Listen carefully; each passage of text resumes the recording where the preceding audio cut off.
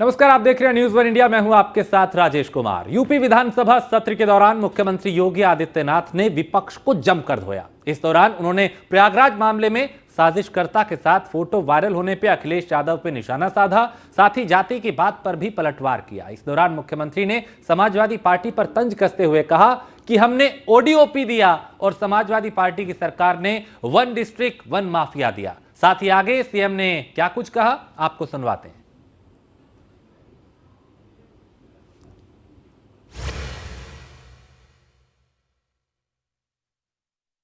कल कह रहे थे नेता विरोधी दल कि ओडीओपी क्या हो गया। ये वन डिस्ट्रिक्ट वन प्रोडक्ट है जिसने यहां की परंपरागत उत्पाद को, एमएसएमई को एक नया जीवन दिया है और एमएसएमई को नया जीवन देने का परिणाम है उत्तर प्रदेश एक्सपोर्ट का एक हब बना है।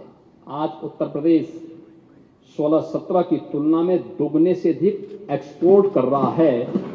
1,56,000 करोड़ रुपए से अधिक एक्सपोर्ट हमारा केवल 21-22 में ही पहुंच चुका है। लेकिन ये सच है कि आप ओडीओपी तो नहीं दे पाए, लेकिन वन डिस्ट्रिक्ट वन माफिया जरूर दे दिए थे। वन डिस्ट्रिक्ट वन माफिया, कौन जिला ऐसा नहीं था जिसमें एक नया माफिया न खड़ा होगा? कौन जिला था? कहीं संगठित अपराध में लिप्त माफिया थे, कहीं खनन माफिया थे, कहीं पशु माफिया थे, कहीं वन माफिया थे, कहीं भू माफिया थे। 2016-17 के अंदर इस प्रदेश में जो बजट प्रस्तुत हुआ था वह 3,40,000 करोड़ रुपए का बजट था। और जब मेरे सहयोगी वित्त मंत्री श्री सुरेश खन्ना जी ने सदन में बजट अपना प्रस्तुत किया 2023-24 का, तो उस बजट का आकार इस समय दोगुने से अधिक 6,90,000 करोड़ रुपए से अधिक का है। यह उत्तर प्रदेश के अर्थव्यवस्था के विस्तार को प्रस्तुत करता है। यह उत्तर प्रदेश के जीडीपी में हुई लगभग दुगनी विकास की यानी प्रगति को प्रस्तुत करता है। उत्तर प्रदेश के पर कैपिटा इनकम में हुई वृद्धि को भी प्रस्तुत करता है। और मुझे बताते गौरव की अनुभूति हो रही है कि लगभग पिछले 6 वर्ष का यह कार्यकाल इन्हीं प्रतिबद्धताओं को ध्यान में रख करके हमने प्रस्तुत किया। मैं कल यहां पर नेता विरोधी दल के पूरे वक्तव्य को सुन रहा था और वह अपनी बात को कह रहे थे।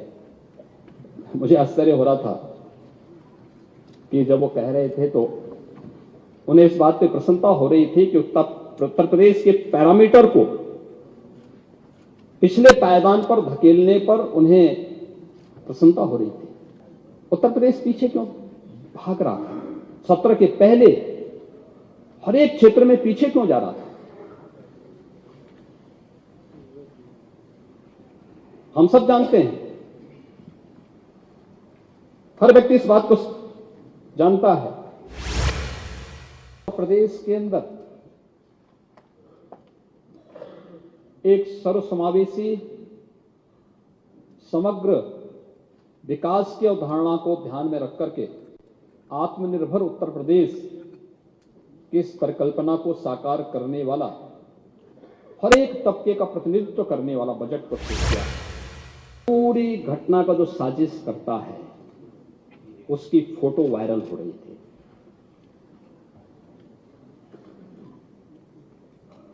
साजिशकर्ता की फोटो वायरल हो रही थी कल, और कोई उससे भाग नहीं सकता। लोग कहें कि साहब सोशल मीडिया का जमाना है, लोग कुछ कर लेंगे। अरे हाथ मिला रहे हैं, पीछे आपकी पार्टी का सिंबल लगा हुआ है और तब भी आप उससे मुंह मोड़ने का प्रयास कर रहे हैं। उमेश पाल मारा गया, क्या उसकी कोई जाति नहीं थी क्या? संदीप निषाद जो हमारा कांस्टेबल मारा गया, क्या उसकी कोई जाति नहीं थी क्या? यानी आप ठेका ले चुके हैं जाति का, लेकिन किसी गरीब को, किसी कमजोर को, किसी अति पिछड़े को, ऐसे पेशेवर अपराधियों को संरक्षण देकर के मरवाएंगे और उसके बाद फिर सीधे मुकर भी जाएं? ये बड़ी अजीब सी बात है। आप जाति जाति की बात करते हैं।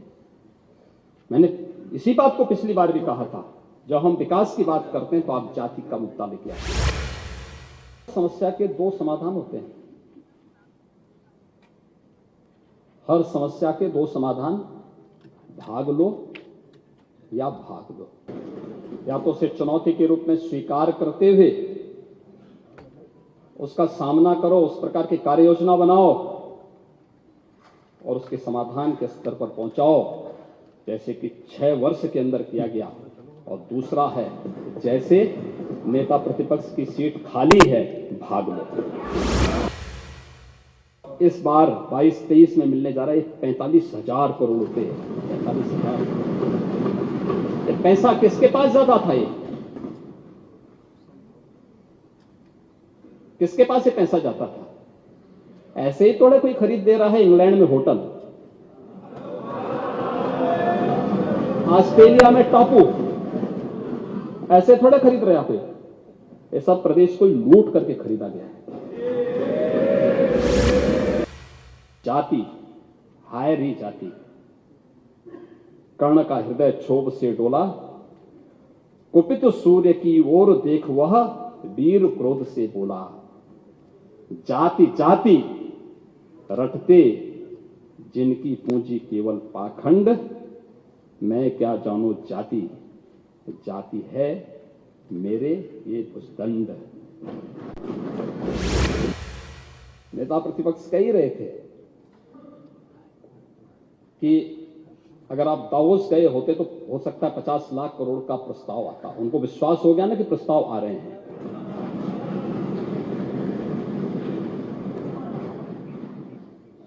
लेकिन ये जो 33 से 35 लाख करोड़ रुपए के प्रस्ताव आए हैं, ये भी जन विश्वास और सरकार की क्रेडिबिलिटी का ही प्रतीक है। क्या वे टेस्ट क्या किसी की जाति देख करके हुए थे क्या? वैक्सीन किसी की जाति देख करके लगाए गए थे क्या? राशन किसी की जाति देख करके लगाए गए थे क्या? नहीं। ये तो सबके लिए, सबका साथ सबका विकास, यही तो है। ये वही मूर्त रूप है। योजनाओं का लाभ सबको, विकास सबको, सब तक पहुंचाने का काम किया गया और उस सीमा को हम लोगों ने पूरी मजबूती के साथ आगे बढ़ाने का काम। यहां पे खन्ना जी की बजट भाषण में शेरू शायरी पर भी काफी टिप्पणी की। राष्ट्र कवि दिनकर की कविता को भले ही पढ़ नहीं पाए, लेकिन खन्ना जी की उस पर शेरो शायरी पर टिप्पणी कर रहे थे। लगता टिप्पणी करने से बचना चाहिए था।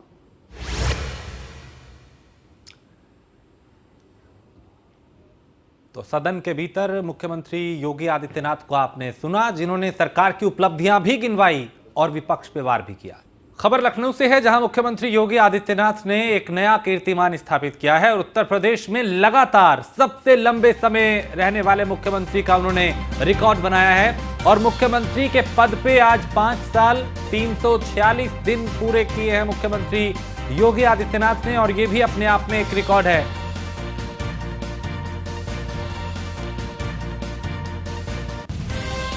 तो सीएम योगी आदित्यनाथ ने एक और कीर्तिमान स्थापित किया है और यूपी में लगातार सबसे लंबे समय रहने वाले मुख्यमंत्री का उन्होंने रिकॉर्ड बनाया है। और मुख्यमंत्री के पद पे आज उन्हें 5 साल 346 दिन पूरे हो चुके हैं।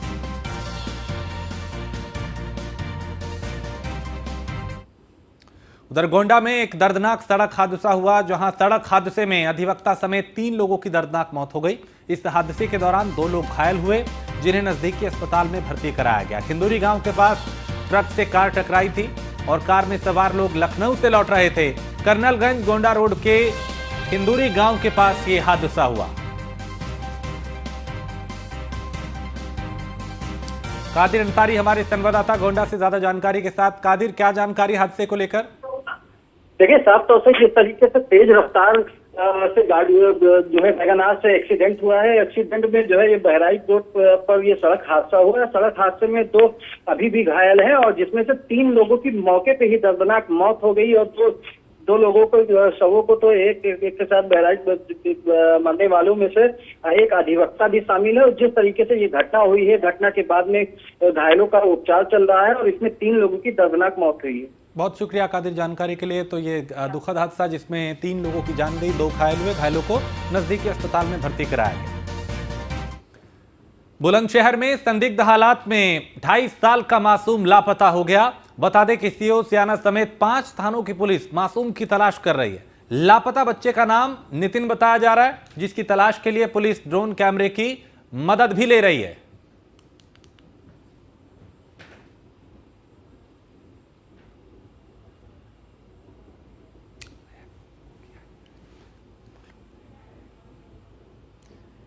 बुलंदशहर से खबर है, जहां 2.5 साल का एक मासूम लापता हुआ है और उसकी तलाश की जा रही है।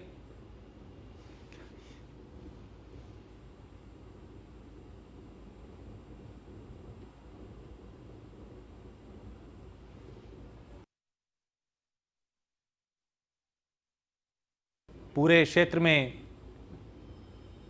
तलाशी अभियान चलाया जा रहा है। गांव के लोग भी उसमें जुटे हैं। खेतों में तलाशा जा रहा है। अशोक हमारे संवाददाता है इस पे ज्यादा जानकारी के साथ। अशोक, 2.5 साल का एक मासूम लापता हुआ है, क्या कुछ सुराग लग पाया उसका?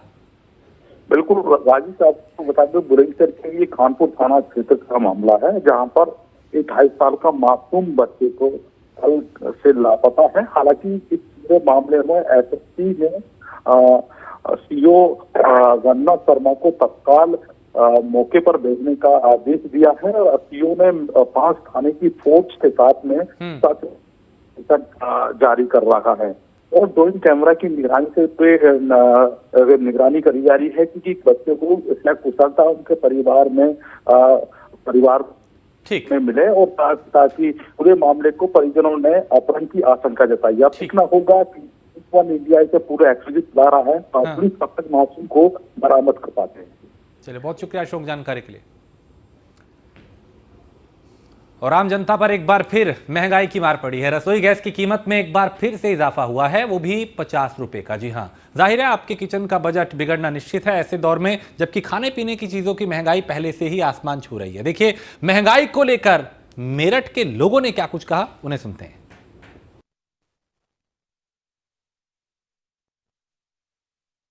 महंगाई से आम जनता परेशान है। उसी के बीच एक और बड़ी मार आम जनता को झेलनी पड़ेगी, क्योंकि घरेलू सिलेंडर पर 50 रुपए महंगा हुआ है। उसी को लेकर के कुछ किसान हैं, आम जनता है, हमारे साथ बातचीत करने के लिए इनसे बात करेंगे कितना फर्क पड़ने वाला है। क्योंकि लगातार जिस तरह से महंगाई बढ़ रही है, एक तरफ केंद्र सरकार बजट में छूट दे रही है, दूसरी तरफ छोटी छोटी महंगाइयों से आम जनता को तकलीफ में डालने लगी है। क्या नाम है आपका? अन्नू मलिक। क्या कहेंगे? देखिए 50 रुपए सिलेंडर पर बढ़ाए गए हैं, तो उससे कितना फर्क पड़ने वाला आम जनता पर? फर्क की बात तो यह है, फर्क तो पहले ही तो इतना पड़ रहा कि सिलेंडर भरने की स्थिति लोगों की नहीं रही। किसान और मजदूर परेशान है। पहले तो इन्हें फ्री में सिलेंडर दे दिए, अब भरने के किसी के द्वारा रुपए नहीं रही। और रही बात 50 रुपए बढ़ने की, अब तो 1-1 रुपया भी बढ़ना बहुत भारी है। और जब 50 रुपए बढ़े ये तो बिल्कुल कमर तोड़ देगा। 8 महीने के अंदर दोबारा पैसे बढ़ाए गए हैं, तो कहीं ना कहीं आम जनता की कमर तोड़ने का विशेष तौर पर काम चल रहा है। विशेष तौर से काम चल ही रहा है ना, क्योंकि ये चाहते ही है कि आम जनता जो इतनी गरीब हो जाए कि इन्हें फ्री में फिर उसके बाद थोड़ा बहुत राशन दे दे सरकार। राशन मिलते ही उसे ये लगे कि इस देश में विकास हो रहा है, तो ये तो इनका सरकार का एजेंडा ही है। और भी कुछ लोग हैं, उनसे भी बात करेंगे। आपका क्या नाम है?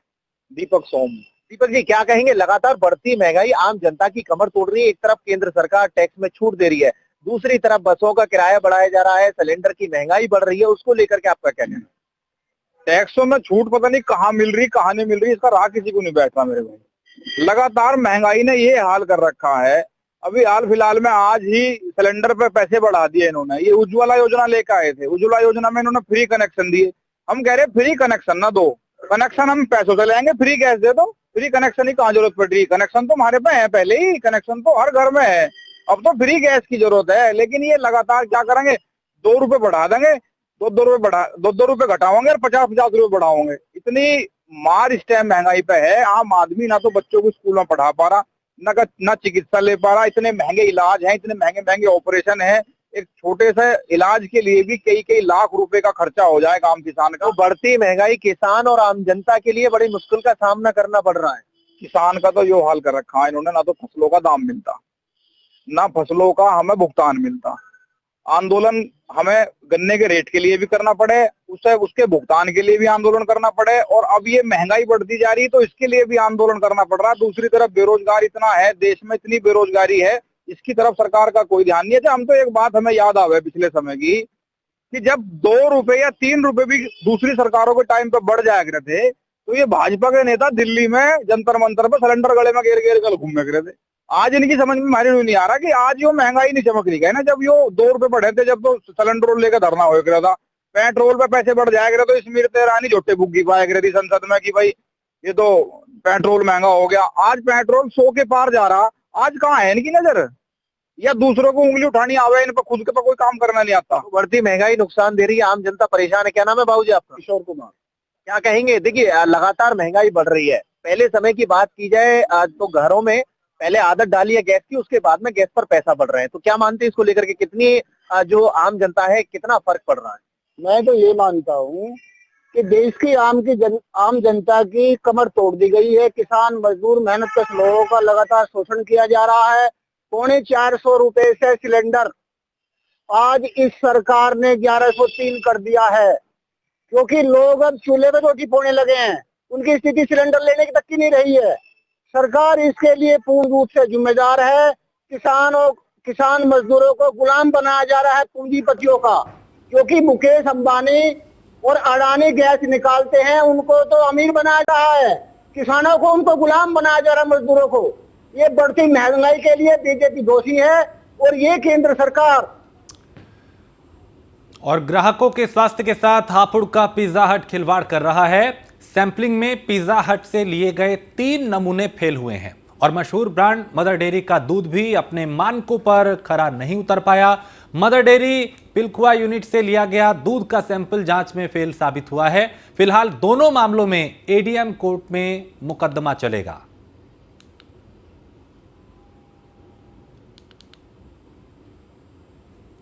डेयरी से दो दूध के सैंपल लिए गए थे। एक लूज मिल्क का सैंपल इनके सैलो टैंक से लिया गया था और एक पैकेट बंद नमूना संग्रह किया गया, जिसमें एक ही रिपोर्ट प्राप्त हुई है, जिसमें ये नमूना जो है अधोमानक पाया गया है। तो इसमें क्या कार्रवाई की जा रही है सर?